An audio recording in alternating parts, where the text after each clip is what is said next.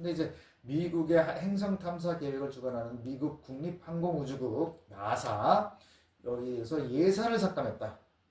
그래서 1971년 미생물학 실험 4개 중에서 1개를 취소해야 된다라는 결정이 내려졌고 취소성으로 늑대 덫 실험이 거론되었다. 결국 비신이액은 지구상에서 그러니까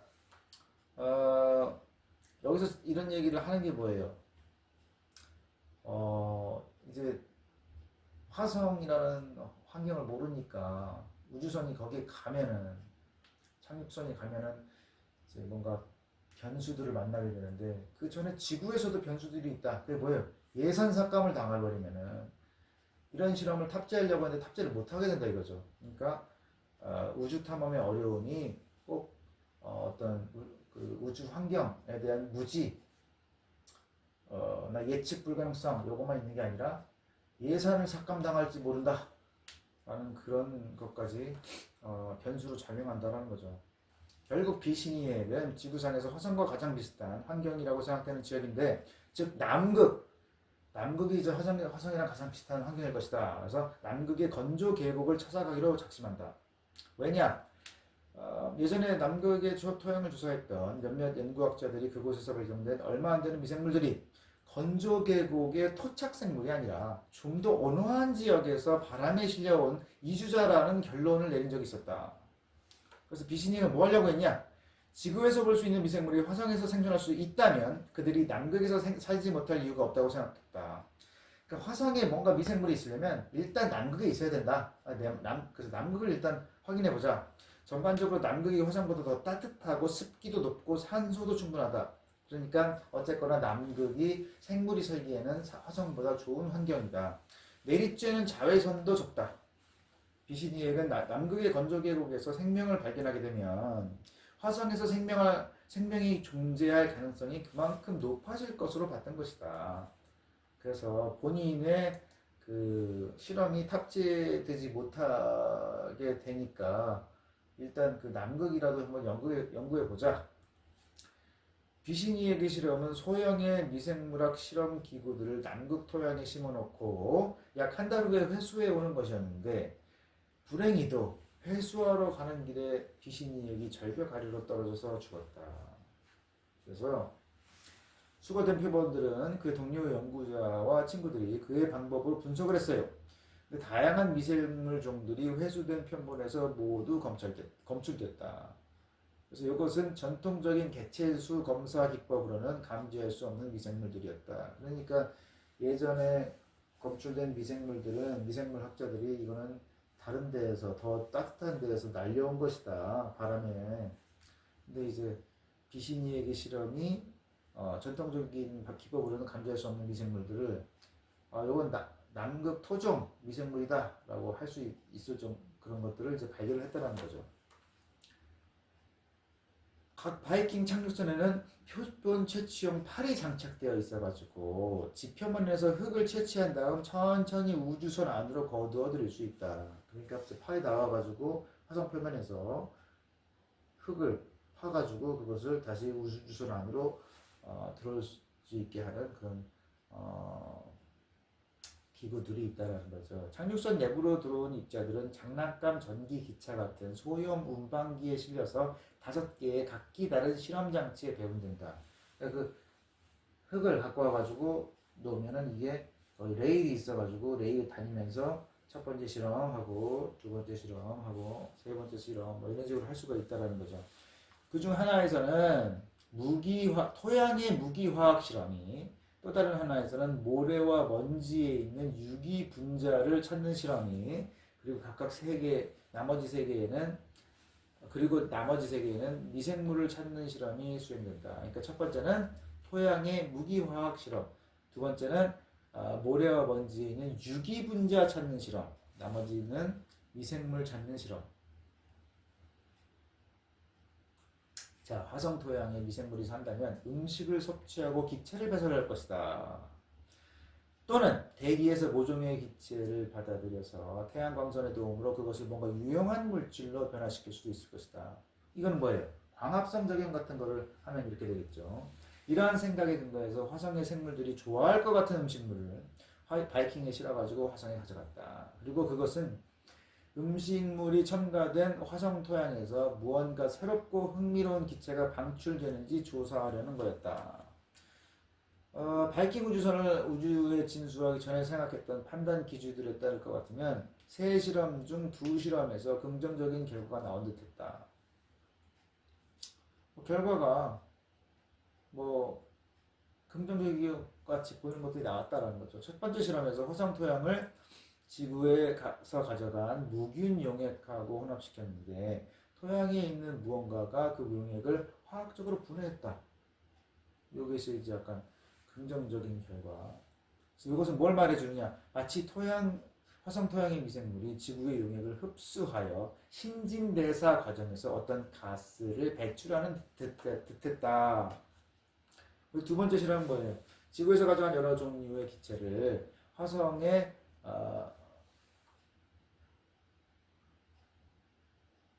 첫 번째 거는 뭐예요? 무균 용액을 혼합시킨 거고, 두 번째는 여러 종류의 기체를 화성의 토양 표본과 섞었다. 첫 번째는 무균 용액, 두 번째는 기체들, 여러 가지 기체들. 그 기체들이 화성의 토양과 화학적으로 결합한 듯했다. 그래서 이것은 마치 광합성을 하는 미생물이 화성 토양에 존재하는 듯했다. 그죠? 기체가 화성의 토양하고 화학적으로 결합하는 듯했다라는 거죠. 그러니까 뭐 광합성에서 이산화탄소를 가지고 산소가 나오듯이 뭐 그렇게 됐다는 거죠. 그렇지만 실제 상황은 이것보다 복잡했다. 실험 결과를 가지고 생물의 유무를 결정할 수 있는 판단 기준이 좀 불충분했다고 생각된다. 그러니까 이게 얼마나 오랜 시간을 걸쳐서 준비했고 돈도 얼마나 들였고 얼마나 여러 사람이 연구를 했겠어요. 근데 그래서 이제 어떤 실험을 할 것인가 할 때 굉장히 신중하게 생각해가지고 준비도 엄청 철저하게 해가지고 갔을 거 아니에요. 근데 준비할 때는 미처 생각을 못했던 것들이 이제 결과를 가지고 나오니까 이거 우리가 잘못 생각했구나 이런 생각을 못했네 하는 걸 뒤늦게 발견한 거죠. 그것도 막 한 사람이 준비했으면 이해가 가는데 여러 명이 준비를 하면서 굉장히 철저한 그 검증을 거친 생각들이었음에도 빼먹은 것들이 있었다라는 거죠.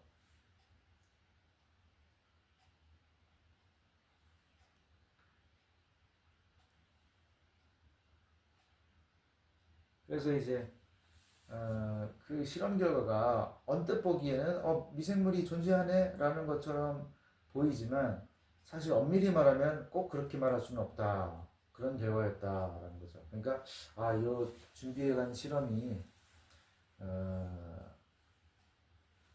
충분하지가 않구나.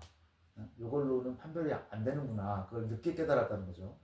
1971년 화성에 거대한 흙먼지 폭풍이 불었을 때 메리너 9호에 탑재된 적외선 분광기가 흙먼지의 화학 조성을 유추할 수 있는 스펙트럼을 얻었다.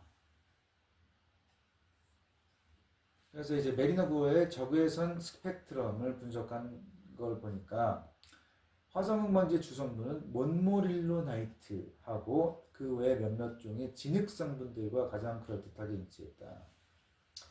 그러니까 화성에 흙먼지 폭풍이 불을 때 메리너 9호에 있는 적외선 분광기로 분광을 시켰다는 거죠, 흙먼지를.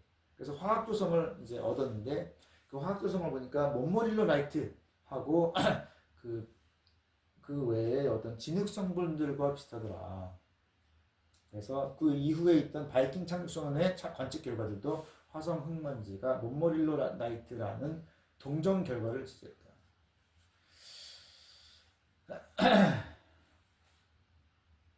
자, 베닌과 리시폰 이 사람들이 몬모릴로 나이트 종류의 진흙을 화성의 토양으로 삼아서 거기에 영양물질을 섞어봤더니 앞에서 이야기한 광합성과 호흡작용의 특성들을 모두 재현할 수 있었다.